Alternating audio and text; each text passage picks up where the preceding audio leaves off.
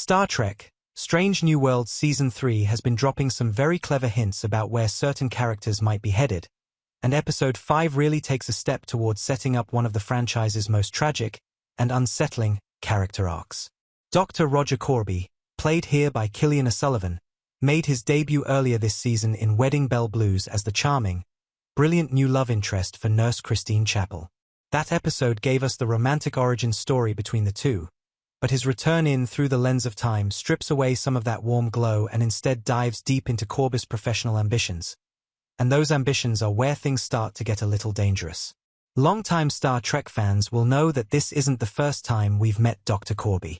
His first canonical appearance actually came in the original series Season 1, Episode 7, What Are Little Girls Made Of?, where he was introduced as Chapel's fiancé.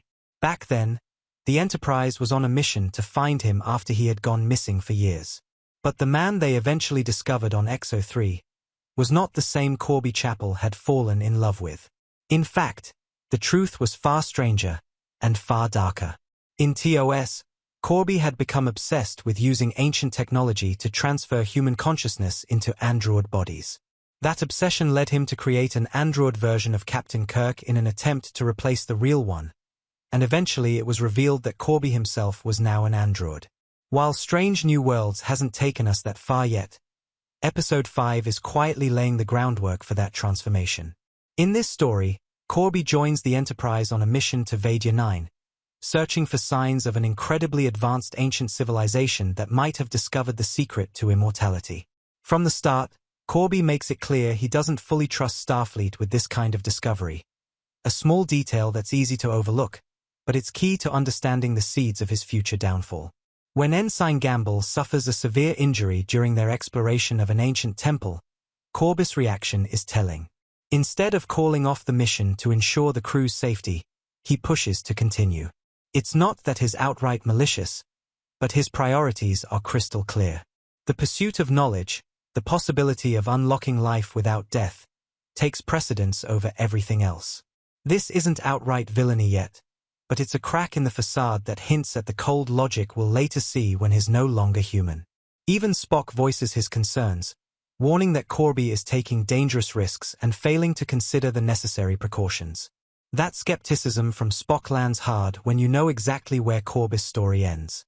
Because in the original series, we learn the tragedy in full. Korby's doomed expedition to XO3 happens around 2261. He nearly dies from frostbite, only to stumble upon the underground caverns of the Old Ones, the same kind of ancient civilization he's seeking here. There, he transfers his mind into an android body, keeping his consciousness alive but losing something essential in the process. The human Korby dies, and what remains may look and think like him, but the humanity is gone. In the end, Chapel sees through him, rejects him, and the android Korby destroys himself. What makes this setup in Strange New Worlds so fascinating is that it doesn't treat Korby as an obvious villain. Not yet.